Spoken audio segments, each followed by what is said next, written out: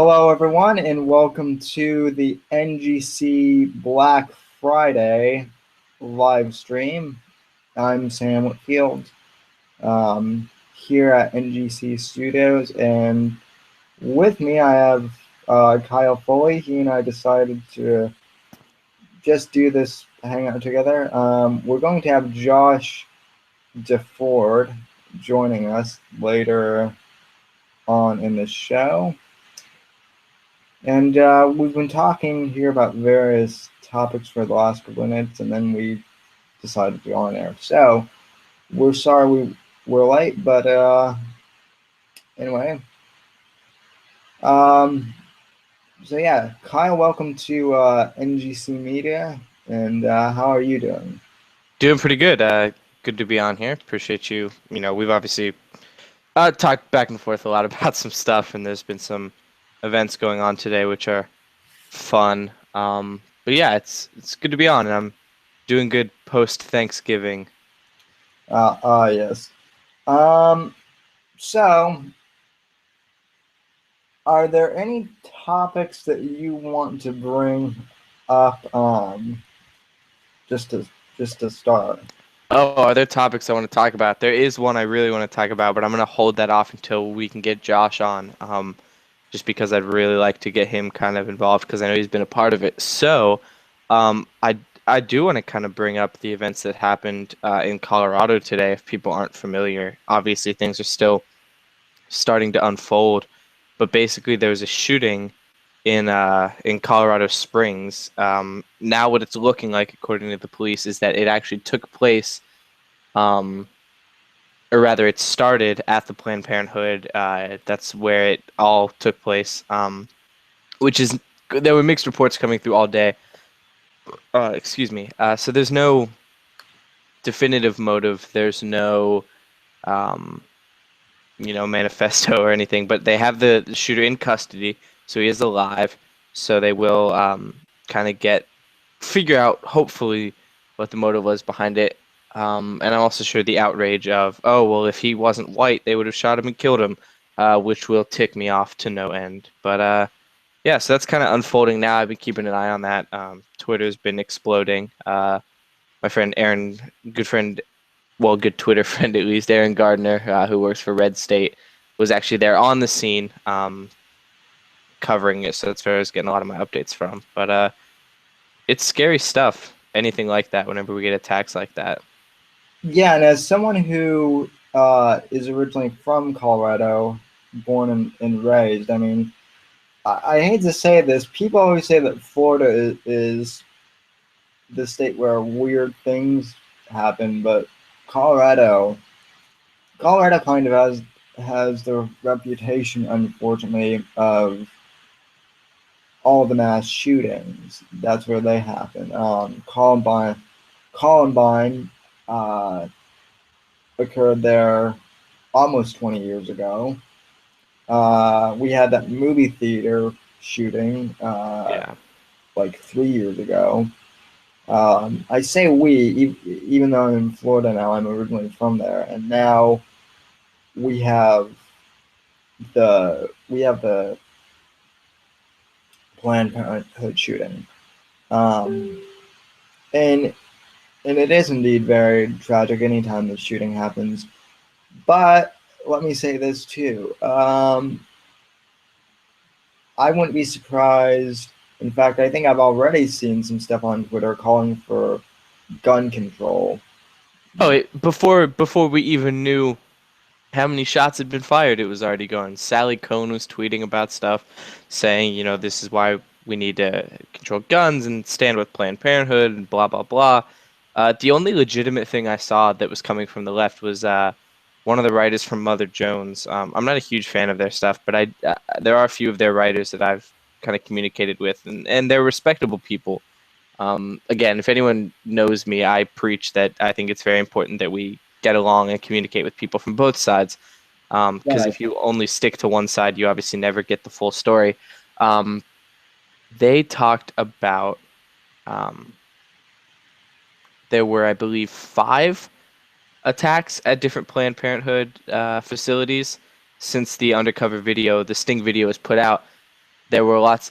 Most of it was arson. There were, I want to say maybe it was four, maybe all five of them were confirmed arson, or at least two of them or three of them were confirmed, and a few were suspected arson. So when I heard about that, it kind of blew my mind, thinking that there are people that are wacky enough, that are messed up enough to go attack these places, um, because we as pro-life don't condone violence to promote the message. That's not the point. So when I heard about that, that's what really caught my attention, was that these attacks are pretty they've happened multiple times, and it bothers me and it worries me, and I don't know how to respond, other than it kind of has me on edge a little bit. Right. And I would agree with um I would agree with you. I would disagree. It kind of sounds like those reporters are trying to blame the Sting video that James O'Keefe put out for all this. Like, for kind of the way I've been reading it is if that Sting video hadn't come out, uh, none of this would have happened. Well, Which I think that's an arguable point, though, because I think until those videos had come out, people weren't really outraged about Planned Parenthood, and we should right, rightfully be outraged about it. Again, we've seen when people try to blame videos for violence in our country, right, that doesn't go over too well. And I don't think it's the video's fault that we've had the violence. However, I just thought I think when they were mentioning that it's been since these videos came out, it wasn't necessarily from what I had read, it wasn't them saying the videos have caused this. It was more of them saying, here's kind of the timeline. It's only been a few months and we've had, multiple of these attacks, and it's been pretty sad. But well, I do see a point, and I have seen a few people try to blame the video, and I don't think yeah. that's right. I mean, I don't know. The people that you might have been tweeting with may have said something different, but like the people I was saying, that they were trying to blame the video, which, you know, that's one big problem I have, is when people try to blame things like that. It's a cop out.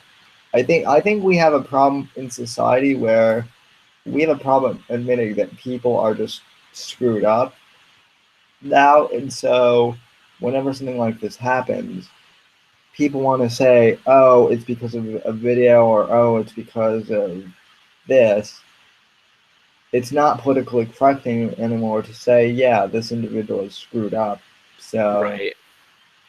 we have to we have to turn it into something else. Absolutely.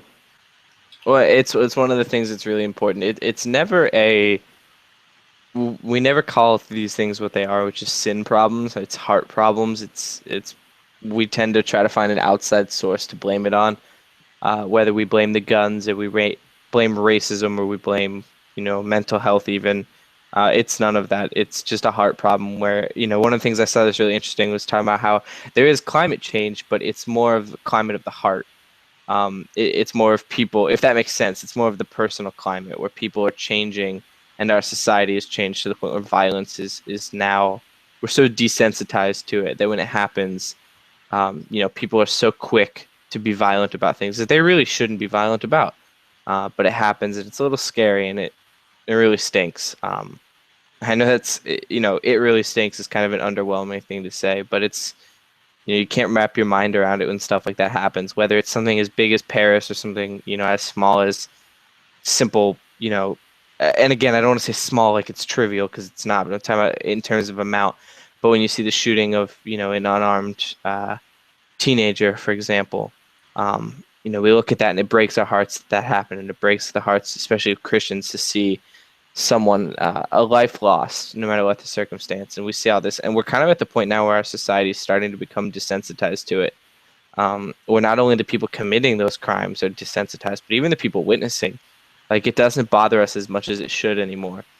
Um, and again, it's something I struggle with, because I want it to. It makes me angry that it doesn't bother me as much when I see that kind of stuff, because I've gotten so used to it. It's like, oh, there was another. I mean, every day there's so many shootings on the news, um, and we don't talk about it anymore. Like, we don't seem to really recognize it. We just kind of focus on the big ones, and it's so frustrating. But I would also say, I would also say in a sense that the rest of the I'm not saying this is necessarily a good thing, but you look at other countries like Israel as a prime example, and other countries in Europe, there's violence every day, and it's a normal part of it's a it's a normal part of society. And America is still is the safest country out there, and so I don't think up until recently I don't think we've had to deal with the same level of violence that Yeah, other countries have had to deal with. and I think that's fair. I just think, violence is violence, and it all Right. and that's kind of what I mean by we're desensitized to it. It's not in a again, it's not in a bad way, and I'm trying to find a way to word it in the way that it's coming across my mind, but it's one of those things where we see, for example, if I were to walk down the street and see someone in a car accident, it might for a minute have me kind of concerned, but by the time I've driven from that accident to my house, I've forgotten about it already. Unless it was obviously extremely severe, multiple cars on fire, um, or when we see something on the news, we see somebody gets shot. I guarantee you in 3 days, this Colorado shooting won't be on the minds of many people anymore. I think it'll take less than 3 days. The Paris shooting, what was it that same night? But even after the next 2 or 3 days, everyone was already moving on to other things. We're at the point where, and the 24-hour news cycle has a lot to do with it. We're at the point where these big events happen, and we just seem to kind of forget them real quickly, and it seems to not affect us like it should. It should be shaking us to our core, and it should be sparking a revival again, specifically in the church and in the Christian community, to make a difference and change something in the country and in the world. But And we don't. We just kind of let it happen, and then we're like, oh, well, let's find a politically charged solution for it, and that never works. I think that's our biggest problem. And I mean, I'm not trying to use this as an opportunity to slam Obama, but I'll say personally that as a conservative, it always pisses me off when he brings up the gun issue. But I think was it when Oregon happened this year, and Obama immediately said like your prayers aren't enough. You remember when he said that? Yeah, well, and he essentially said, we need to politicize this. And I know a lot of Democrats, especially I was reading this on Medium. I know a lot of liberals who were pissed off because he actually said that we need to politicize this. And the good thing is I do think as much as I give the left crap, I do think there are smart people on the left. Um, and a lot of them were writing on Medium and saying this is not the right time. And I think that's what happens is, people are always like, why isn't the gun control issue ever really talked about? And it's because, well, whenever something like this happens, it immediately gets brought up, and it's always too soon. And we never talk about the issue when there's not an event going on. Well, here's the thing. You said that it's too soon. When does it become, and this is the issue, not an issue necessarily, but it's the downfall of a 24-hour news cycle where it never stops. And but too soon isn't really something we have an answer we don't have a definitive too soon. For some people, that too soon is gone after 30 minutes. For some people, it's gone after a day. For Right. most, it's a few hours. Typically, you'll get people coming on, and even the people who say don't politicize this are essentially politicizing it by saying don't politicize it. I hate to burst the bubble to some people, including myself. I do that. Um, Granted, we see it as not as bad, but the defining time of what is too soon is kind of lost in the 24-hour news cycle. But yeah, I get your point. I wish we would talk about these kind of things not in the wake of a tragedy. I wish we could sit down in a time of peace, in a time of, when things are calm, and say, hey, let's focus on these issues. Let's work on them bipartisan, and find a solution that's actually a good solution instead of we're pissed off that something happened, and so we're going to give our opinion, and you're going to give yours, and we're going to never agree on a common ground, which is what happens without a doubt every single time. Right. And I agree.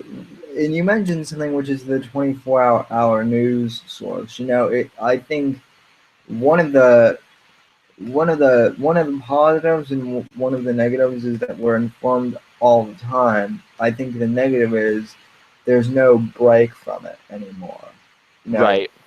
20 well, I would even say like 20 years ago when the internet was it was developing, but it wasn't like it is now. You could there was still a world where 20, 30 years ago where the news cycle stopped at like 10 o'clock, and that was the end of it. You weren't bombarded. Now, literally to have silence, you literally have to unplug every like device and everything, and even then, you know, you're not. We live in a we live in an age now where none of us are truly disconnected, even if we are disconnected, because someone else is always connected. Oh yeah, I'm the kind of guy, and I'm probably, shouldn't be admitting this, but I'm the kind of guy who will sleep with my phone right next to me. And if I wake up, the first thing I'm doing is going to Twitter and what did I miss? What's gone on? And typically there is something that I've missed. There's something worldwide that's gone on. But yeah, even we don't have to go back as far as 20 years. We just have to go back to maybe 10 years ago. Even I'd venture to say 6 or 7 years ago. And again, it's different for us because we were younger. And so when I was in middle school, for example, I wasn't checking the news every Right, 2 seconds. But you can't escape it anymore. right, Like you can't go to bed and think, well, there's not going to be any more news until the morning, and it'll be whatever the morning headline is. You'll get headlines out at 3 a.m. when things happen worldwide. And if you're up at 3 a.m., whether it's to go to the bathroom or you just don't sleep, you want to read it. You want to know what's going on. You want to know what's happening, which makes sense. It's who we are as people. As humans, we're typically inquisitive by nature. But the 24-hour cycle on the internet's made it everything time seems to be shorter than it is because it's instead of a 10, 12-hour cycle, it is that 24 hours. And so it just goes by so much faster. and it's a blessing. It's a blessing and a curse. And it's a blessing because we're constantly informed. I think it's a curse. I really don't think we process um, things anymore. I remember I remember even 5 or 6 years ago. You're right. There wasn't all this new stuff. I remember when Michael Jackson died a couple of years ago. I think social media had really just emerged at that point, but even then, there there wasn't I remember when it was first news that he died, people weren't immediately sure if he was dead, or there was a lot of things that might have been rumor or something like that. And now um, it's all just instant. Yeah, it's definitely a different world we live in from the world our parents and our grandparents were in when it comes to the news. This social media driven, and that's where most of the news is found lately is Twitter. Mm-hmm. Um, so it's really interesting, and it's good and bad. So, people can kind of take it however they want, but it's definitely for some of us, especially in the fields of journalism, it's helpful. Um, I don't know if I'd necessarily consider myself a journalist. I'm more of a sarcastic person that likes to occasionally inform people of some things. But yeah, it's You're, neat, and I'm appreciative of it. you're a commentator, so Yeah, we'll go with that. I definitely comment on a lot of things. yep. Um, So do I. So how how did you get involved? I mean, I know you and I have talked about this, but just for the viewing or listening audience, we'll probably podcast this at some point. How did you get involved with politics and Yeah, so I was raised very conservative in a Christian home. Great parents, great family. So I was always kind of into it, but I was never really, really into it. And I remember in 2008, it was one of those, I was in like sixth grade, and it was one of those, who do you support, Obama or McCain? And I knew absolutely nothing except one was a Republican, one was a Democrat. So obviously, I'm going to go with the Republican. So I was all, yeah, I'd vote for McCain, blah, blah, blah. That was my first experience with being called racist for something that wasn't even remotely racist. I'll admit, as an immature kid, I used to make a lot of racist jokes. I know a lot of people will try to pretend that they weren't like horrible children, but it happens. So, but that was kind of that, and I didn't like the experience of being called racist for nothing, so I kind of let it go for a while. And then in high school, I was always, again, I paid attention, but I wasn't too active. And then probably about 4 months ago, my friend Conrad Close and I were talking, and I hadn't known him too well at the time, but we knew each other a little bit, and we were talking about starting together a little podcast. But actually, that was probably about 6 months ago, and then the thought died out, and then we talked a little bit more again 4 months ago, and decided to start up Young Guns, which is a podcast we run through OutsetMagazine.com. A little plug in there. Follow us on Twitter, Young Guns USA, um, as well as Outset Magazine. But I got started with that, and so I got super, super political online.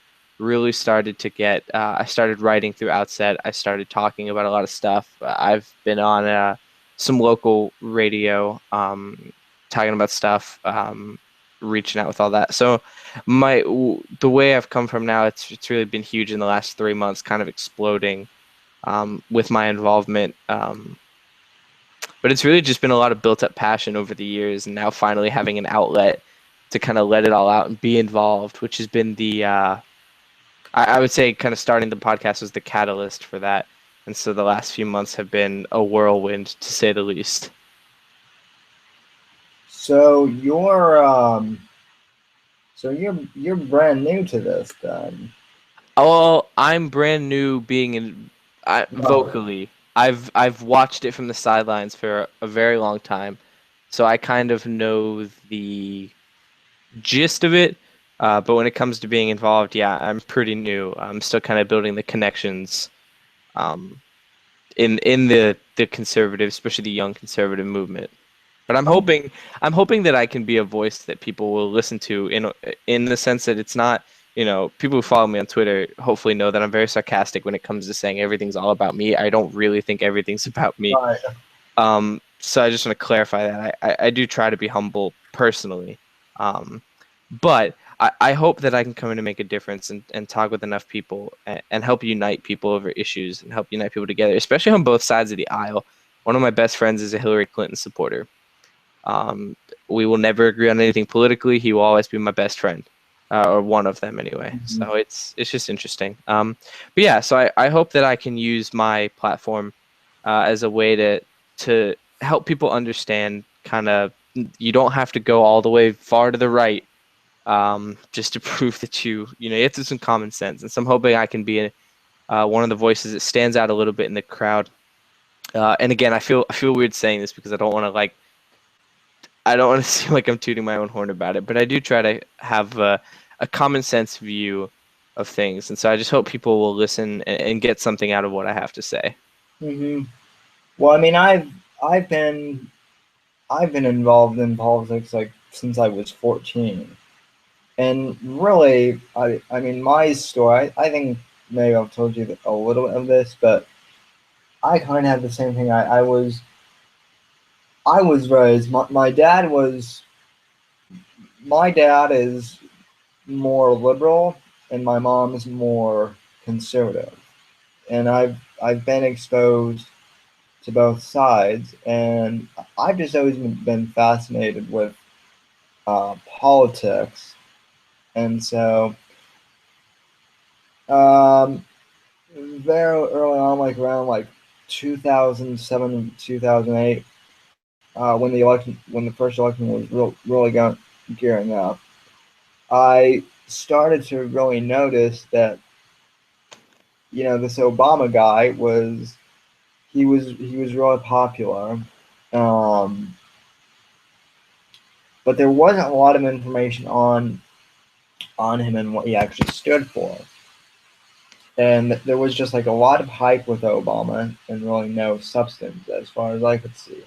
Right.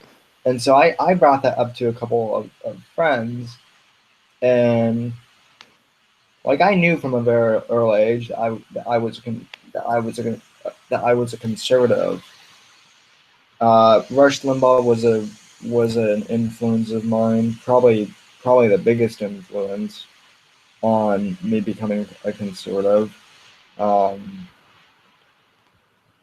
and I listened to NPR and some liberal, but I mean I just always self-identified as a conservative, and so I had all these questions about Obama, and I would bring some of these up to like my friends who said that they really liked Obama, and I would say, yeah, but what about this and that, and half the time they didn't even know what I was talking about, and then they'd call me racist because they think that I was criticizing Obama, and it's like, no, I'm not criticizing him. I'm asking him a question. Then it occurred to me that really no one in my age group really knew about politics, period. So I started my podcast kind of showing, um, you know, my generation, our generation, the other side of the story because, public schools are very liberal. And then it kind of just evolved from there. And I mean, I've had my ups and downs, which we'll talk about here in a second once Mr. DeFord gets here, and we can talk about the other topic that we've been meaning to get to. But I think I love having you kind of in my circle, especially since you're new, because I've been doing this thing for about 8 years now, roughly. And I feel like I've seen a lot, but my perspective is it's not bad, but like I've been I've been in this for so long, that like seeing your perspective and seeing it from a fresh angle, like it always helps to get fresh blood. Yeah. So I'm glad you're in the circle, and I'm glad that you have young guns. I didn't know you knew Conrad. Um, Yeah, I had met him through just some brief online political stuff. So I kind of got to know who he was, and then it branched out from there, and I've gotten to know a lot of people now that are involved, and they are some of the most awesome people. Specifically, Marquise Young is a really good friend of mine yeah, now. A lot of people know him as Young Black Republican. He's fantastic. There's a few other Danielle Butcher. She's really, really good. Lots of good stuff to say. Benjamin Green's a little lesser known, but he's besides the fact that he supports Rand Paul religiously, he's a great guy. Uh, yeah. good friend of mine. So there's a lot of people that I've gotten to know that I'm really excited to get to know more. Friends that I've made that I'm hoping it'll last and build into some stuff where we can make a difference as young people, and I think that's what's huge. We need to be involved. We need to be involved to make a difference. Who would you say your biggest political inspirations are? Um, like politically, or in the media, or did you just kind of would you really say that you don't really have any inspirations or anyone you've modeled after? I can't say that there's anyone I've modeled after. I'm very, very true to myself and who I am, which probably scares the crap out of people because I can be absolutely out there sometimes Right. when I'm goofing around, just kind of having some fun. But no, a lot of my stuff is just kind of who I am. I try to be very authentic. But there are people that I do listen to a lot. I'm a huge fan of Glenn Beck and his program. And again, I don't agree with 100% of everything he says. I don't think his word is infallible. However, I do really like him. And I do like a lot of there are politicians that I like. I know it's a weird thing to say. I'm a big Marco Rubio fan, being a Florida guy, paying attention to him. I love the stuff he has to say, just kind of paying attention to that. But when it comes to that, if I have an actual, Like like uh, like an like an influence. yeah, I don't think I have. I don't think I have an influence. Not a specific one. Not at least that I can think of. There's not one that I can specifically say, they've been my influence. It's just kind of been me being who I am, and uh yeah, anybody who knows me real well, who's known me for a while, knows that I'm pretty, but what people see is what they get. However, I do think I'm slightly more normal in person than I am online. Um Oh but yeah. but no, it's just trying to be who I am. That's really it. I mean, I don't know how. I'm just trying to think. I'm like trying to stall by saying a lot of stuff to try to think of someone to give an answer. But I don't think I have anyone. No, and that's fine. I think and see, I think that's kind of it's interesting that you say that, but also I think you're at the age, um, and I'm not trying to really discredit anyone who was younger, but I certainly feel like in terms of style, because I try to be very close to who I am too. I think in terms of like talking style though, like Rush was a big influence when I started. Just in terms of like my mannerisms and my speak when I'm on air, and then also Glenn Beck as well, who I'd actually met Glenn Beck before, I'm and pr I'm pretty jealous of that. he is freaking tall. He is Really, he's like 6'4" or something like that. that's interesting. I would have never thought that about him. Yeah, he's a lot taller than he looks. Um, Steven Crowder is another Yeah. person I really like. I Uh, like a lot of his stuff. There are some things I don't, but for the most part, I mean, he's a guy who will say what he's thinking and doesn't really hold back, which can be good and bad. But I think for the most part, he's pretty good. There's just a few things here or there that I might get a little skeptical on, but overall, yeah, he's a good guy. I'm pretty uncensored when it comes to my thoughts and opinions, which has gotten me in trouble a couple of times. But Absolutely. Yeah, I try to keep what I say somewhat filtered and somewhat thought out, but there are times where it's just I get so frustrated or so passionate that that's not really possible, which happens to the best of us and to the worst of us. I mean, let me put it this way: I don't swear um, profusely, but I'm not politically correct either. No, Um, and that's good. We need more people who aren't afraid to just talk. I hate the whole, we have to be careful what we say, especially as, we're white, so we have to be really careful. I feel like, and I've actually written about this. This is kind of a topic I want to segue in here. Once Josh comes in, I feel like political correctness though is ruining. Well, it's ruining our society as a whole, and this is actually one topic that I wrote about in my latest column on Red Millennial. This is one of the reasons I wanted to bring you on. Uh, Last week on the Young Guns podcast, you guys talked a lot about terrorism, um, relating to Paris, and I thought you guys had some pretty interesting and a lot of differing viewpoints. Um, but let me ask you this, and kind of just as we have, how do you think we should deal with terrorism? That's kind of my big question. Oh boy. All right.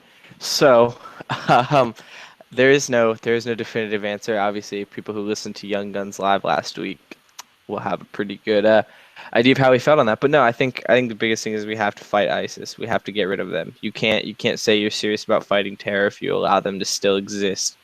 And I do believe that it's at the point where the only way to combat them is in a military way. I do also believe, however, that we need to sit down as a country, both sides, and figure out a precise strategy to deal with it. I don't profess to have all the answers myself. As fun as it would be to be able to just sit around and say, I have the solution. But I do believe it involves taking the fight to them. I do believe it's going to involve using some of our own soldiers. I won't use the term boots on the ground. I hate that. We're not dropping boots out of an airplane. We're sending, the sons and daughters of our country over there to give their lives willingly to protect us. So, and I think that's what it may come down to. And talking to veterans, they've said that's what they want. They love to go over there and fight ISIS. I've talking to many in person that have told me that's what they wish they could do. They wish they could be over there right now taking the fight to them so that we don't have to see these absolute tragedies happen like the attack in Paris. But as for my specific answer, yeah, I think the best option is going to end up being sending some, not a huge military contingent, not a huge force over there, but sending some of our people over there to fight them. Uh, but yeah, I think again, it's such a complicated, like everything in politics, it's such a complicated situation. There is no easy solution. It's not like Donald Trump who just says nuke them all and take the chunks of oil. I mean, it's not an easy thing to do, but I think we're past the point of just dropping a few bombs and telling them to knock it off. Well, I wrote an article. I think maybe I sent it to you or posted it to your. Well, I have a couple ideas that are politically incorrect on how to deal with ISIS. I think the biggest thing that is hindering us is we need to just cut the bull crap and call these guys what they are, which they are terrorists. Absolutely. Um, They're there's radical Islamist terrorists. right. I think none of this workplace violence. I think that's the one thing hindering us is we're not defining our enemies. We're not like as a culture. We're not really like we're not willing to admit that um, that Islam does have something to do with this. And as I wrote in my article, all like Hillary and the Democrats, like they love to say that, oh well, not all Muslims are terrorists, and it's like, well, yeah, who said that in the first place? Um, no one really, no one really knows. Everyone knows that that's not the case. But I think we need to identify it. I think one thing is once we do figure out our strategy, we need to be willing to implement it and see it through to its end game. I think that's another big thing. Yeah, I think it is going to be huge because whatever strategy we come up with now, when we have a different president, when Congress shifts, when the thoughts of the country shift, we don't want to have ourselves invested in a strategy just to give up on it for something different. The only strategy we should give up on is the current strategy of do nothing and hope it works. Mm-hmm. So, switching topics, I don't know if Josh is going to join us. I know that you have to go in a bit, and I have to go. I really wanted maybe we'll expand on this in a future time, but um, there is a story out today that I'll let you mention because you were talking a lot about it. Um, but Yeah, in regards to the conservative youth movement, you and I have talked about this a lot.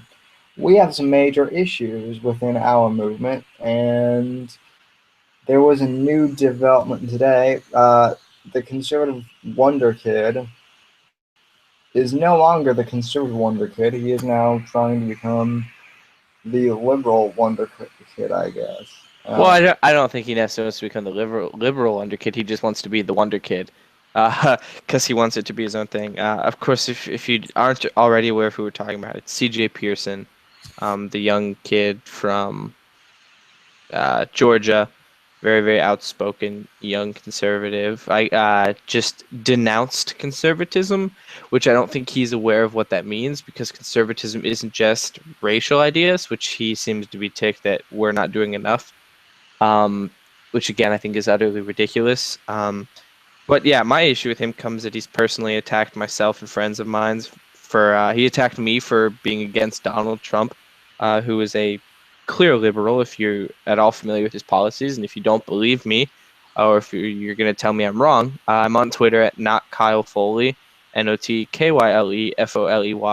Feel free to come and talk to me. I will shut you down. I will make you feel like an idiot, and I hate to sound like a jerk, but if you don't think Donald Trump is a liberal and you think if he's the conservative savior, uh, I will tell you to come at me because I have tons of proof to back it up. This guy is not what he claims he is. And I've been attacked for it. CJ attacked me for it. Lots of people attacked me for it. And I was told I couldn't attack him back because he was 13. So he used his age to build his popularity, and he used his age as a shield. Right. Now he's using his position to switch not switch parties, but switch sides of the aisle. I guess I don't even know what he's doing at this point. Um, but it's utterly disturbing, and it's sad, and it's embarrassing, and it also shows, more importantly, a lack of disconnect in the young conservative movement. The fact that he was able to get to the point where nobody's advice was able to make a difference, nobody was telling him to stop it, that he would listen to. The people that he claimed he was listening to weren't helping at least enough. And that's on us. That's on us for letting him get to the point that he was at and for relying on him as the supposed spokesperson for the movement, which I think is just utterly ridiculous. He was caught lying to people. He lied about Obama blocking him on Twitter. He lied about a scam with I believe the kid's name was Jonathan Crone. There was a GoFundMe scam that CJ claimed it was all Crone. No, that was Ali Akbar. Oh, who was that? That was the guy Ali Akbar. I think. Well, there was someone. There's an article on Outset, and we can tweet that out later. Oh, Dustin Beth. That was. That's what it was. That's what it was. And it was this big thing, and CJ claimed that it was all this other kid, and then I found out about a month ago that CJ was taking the money for himself. The GoFundMe page had been changed. It said all the money is going to CJ and his future political endeavors. I called him out on Twitter. He told me it was a lie and that it wasn't real. He actually messaged me privately to stop slandering him.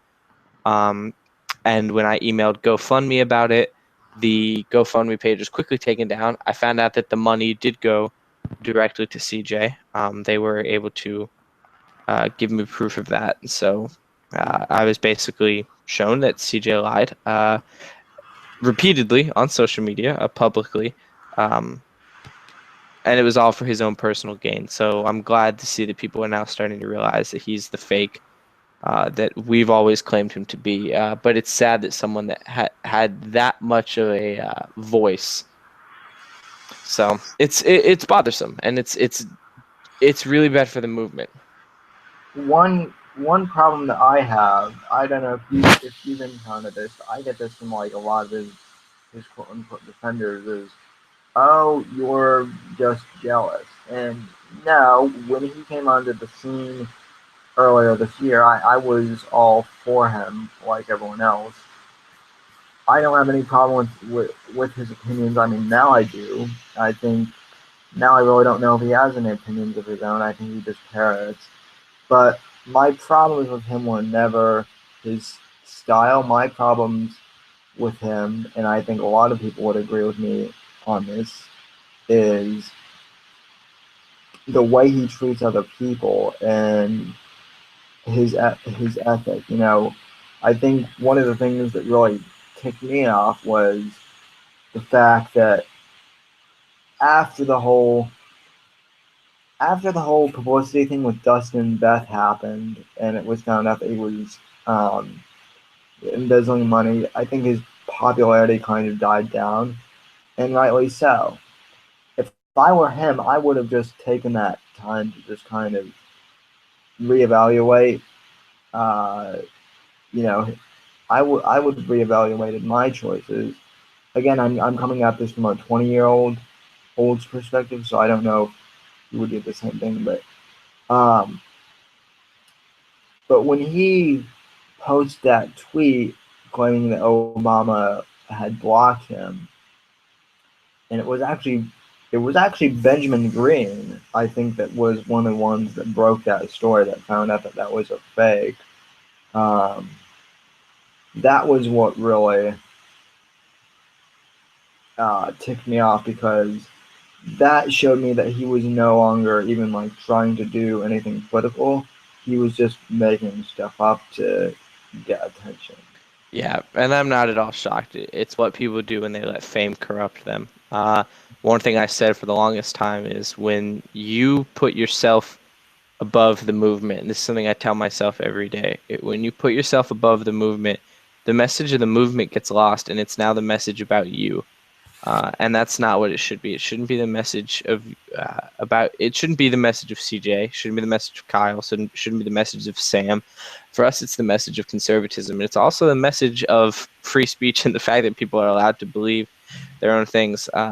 We don't go attacking people from our side, and we shouldn't. There's a friend of mine, Caroline Craig, who is constantly being stalked by CJ and attacked for almost everything she says.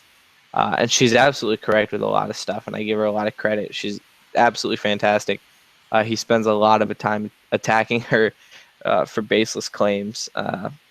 It's just sad, and you see this fame corrupt people, and I'm still trying to come to grasp with what he's doing. I still don't understand. I'll have more. We may talk about it a little more on Young Guns when I've had time to do a little more research and a little more listening to him and what he's saying.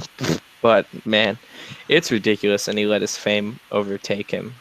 Um, but yeah, Yeah, I mean, I certainly think, and I don't think it's only sad for him. I think it's really bad for all of us, because by him flipping, I mean, he, like or not, he was kind of the head of this, and I mentioned to you this to you before when he went on air. I fear that this is going to delegitimize our entire movement, as a whole, and so it's just not very good.